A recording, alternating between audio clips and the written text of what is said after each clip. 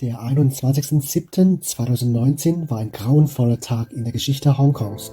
Über die Details des Angriffs an diesem Tag haben wir vor einem Jahr schon ein Video gemacht, falls ihr euch noch nicht darüber informiert habt.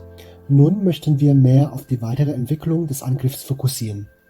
2 Jahre sind nun vergangen. Dieser Vorfall befindet sich derzeit auch vor Gericht. Aber alleine deswegen heißt es noch lange nicht, dass die Verhandlungen fair sind. Trotz des Nationalen Sicherheitsgesetzes gibt es noch einen kleinen Teil eines unabhängigen Justizsystems. Dennoch hat die Hongkonger Regierung bzw. die Polizei immer wieder versucht, das Gerichtsverfahren zu manipulieren. Die offizielle Auffassung zu diesem Angriff hat sich geändert. Kurz nach dem Angriff sagte ein Sprecher der Polizei, dass es Menschen gab, die in der Yuen Long Station bzw. im Zug unbewaffnete Fahrgäste angegriffen haben. 2 Wochen später sagte Matthew Cheung, Chefsekretär der Verwaltung in Hongkong, nahezu dasselbe. In einer Reportage von 24.11. meinte Chris Tang, Chef der Polizei, wiederum, dass es eine Auseinandersetzung von 2 Gruppen war, die von den Protestierenden initiiert wurde. Chuck Ting Lam, Abgeordneter der Democratic Party, der an diesem Abend von den weiß gekleideten Männern attackiert und verletzt wurde, wurde von der Polizei wegen Krawall verhaftet. Also der Kläger wird einfach zum Beklagten gemacht.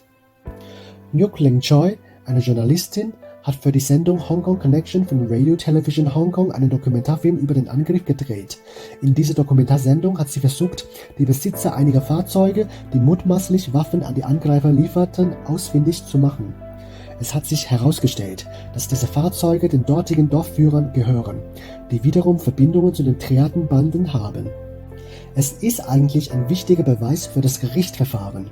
Jedoch wurde Frau Choi von der Polizei wegen Missbrauch der Datenbank für staatliche Fahrzeuglizenzen verhaftet und das Gericht hat sie sogar als schuldig erklärt. Es ist ein klarer Angriff auf die Pressefreiheit, den sich die Regierung einfach erlaubt hat. 2 Monate später wurde Apple Daily, die bekannteste Zeitung des Pro-Demokratie-Lagers, wegen angeblicher Verstöße gegen das Nationale Sicherheitsgesetz geschlossen. Es ist wieder ein schwerer Schlag gegen die Pressefreiheit. 2 Jahre sind schon vergangen, jedoch gibt es immer wieder neue negative Folgen dieses Angriffs. Die Hoffnung, dass die Wahrheit ans Licht kommt und die Rechnung bezahlt wird, schwindet. Dass all dies in einer hochzivilisierten Gesellschaft wie Hongkong passieren kann, ist und bleibt irrsinnig.